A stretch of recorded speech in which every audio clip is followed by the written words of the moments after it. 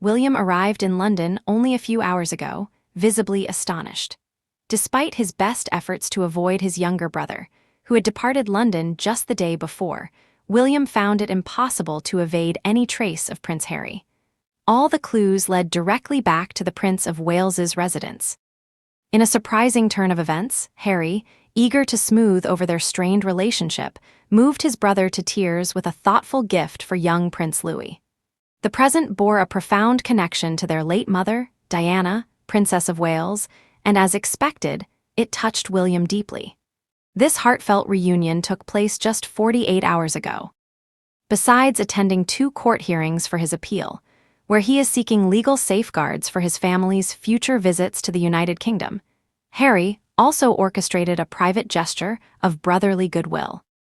Sadly, he only managed to spend about 15 to 20 minutes alone with William, and their brief conversation about their father felt cold and formal, lacking the warmth one would hope for between siblings. Just as Harry once surprised the world by visiting Ukraine amid the Russian conflict, he appeared unannounced at William and's country home. There, he presented an autographed portrait of their mother, a treasured keepsake from his own collection, to Prince Louis, who adores his uncle.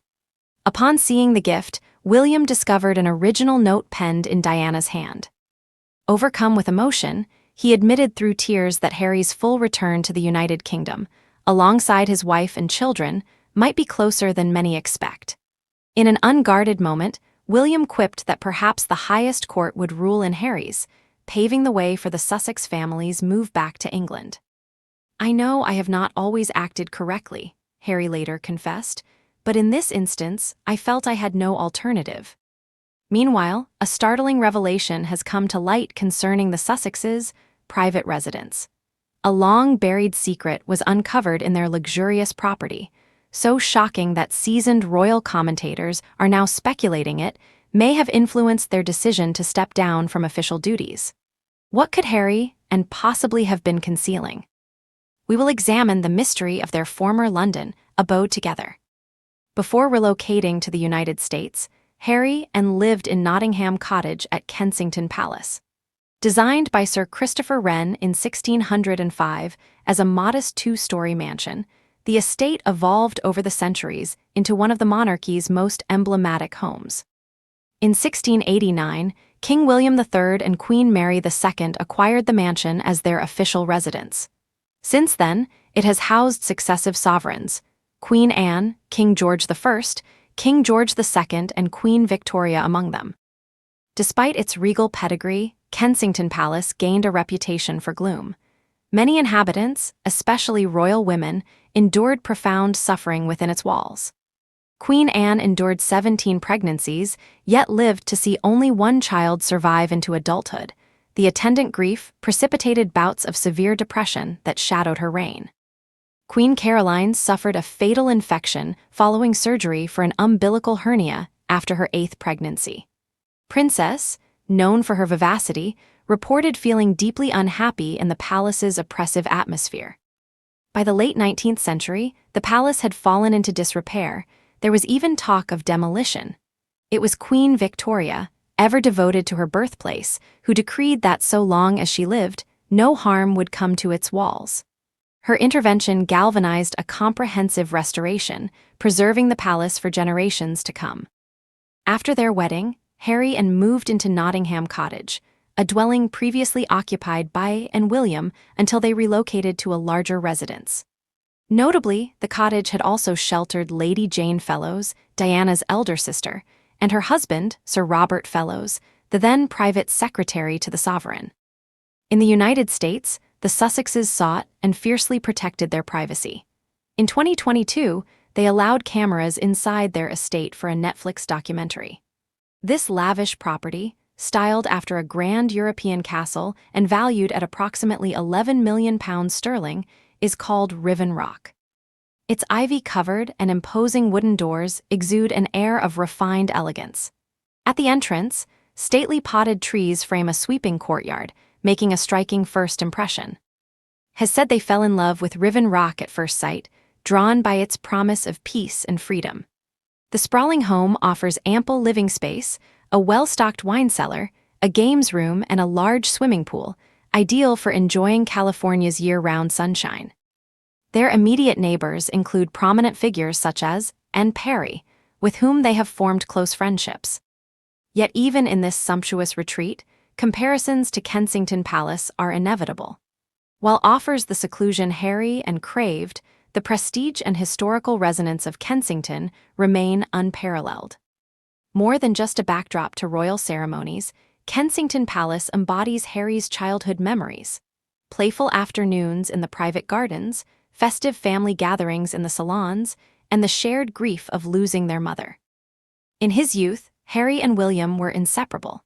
Tragedy and the unique burdens of royal life forged an unbreakable bond. When their mother died in 1997, 15-year-old William and 12-year-old Harry walked together behind her coffin to Westminster Abbey, an experience William would later describe as among the most harrowing of his life.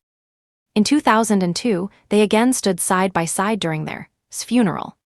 At William's wedding in 2011, Harry served as best man.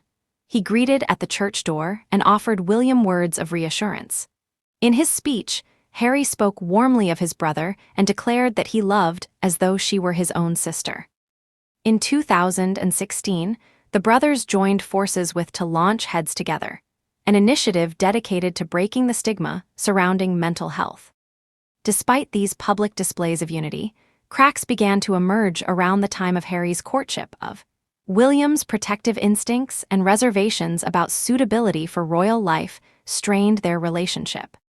By Christmas of 2018, tensions peaked. Harry accused William of failing to extend a genuine welcome to, while William distrusted the potential ramifications of the couple's union for the institution. Attempts at mediation only deepened Harry's resentment. William reportedly enlisted their uncle, Earl Spencer, to bridge the divide. Harry perceived this as a betrayal. Even King Charles could not fully heal the breach.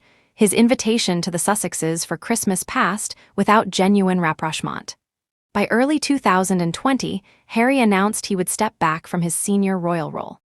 In 2021, Harry and Meghan's interview laid bare profound rifts, including allegations of racism within the royal household and accounts of struggle with mental health. William publicly any prejudice in his family, but the damage to the brothers' bond was done. In his memoir, Spare, published in 2023, Harry accused William of physically attacking him during a heated argument, an incident that shook both men to their core. Harry's relationship with his father, King Charles, also deteriorated. After the Sussexes' departure from official duties in 2020, communications between father and son became sporadic. Harry's overtures often went unanswered, even during moments of serious illness.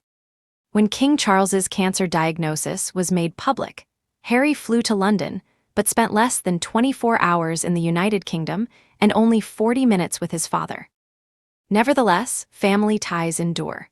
In 2021, Harry and William reunited to unveil a statue of Diana at Kensington Palace on what would have been her 60th birthday. Members of Diana's family, including her sister Lady Jane and brother Earl Spencer, attended the ceremony, underscoring the ongoing significance of parental and ancestral bonds in both brothers' lives. Harry's devotion to his mother's legacy extends far beyond memorials and statuary. He has championed HIV and AIDS awareness, a cause pioneered by Diana's compassion in the 1980s when she famously visited patients at a time when stigma and fear prevailed. At the 40th anniversary gala for the Trust, Harry praised his mother's empathy and pledged to continue her crusade to end HIV stigma. In his memoir, Harry provides an intimate account of revisiting Park, the Spencer family estate, and rowing across the lake to his mother's final resting place. This poignant pilgrimage illustrates Harry's enduring bond with his past and the profound impact of early loss on his life. Through both action and advocacy, Harry strives to Diana's memory, ensuring that her spirit of kindness and understanding lives on.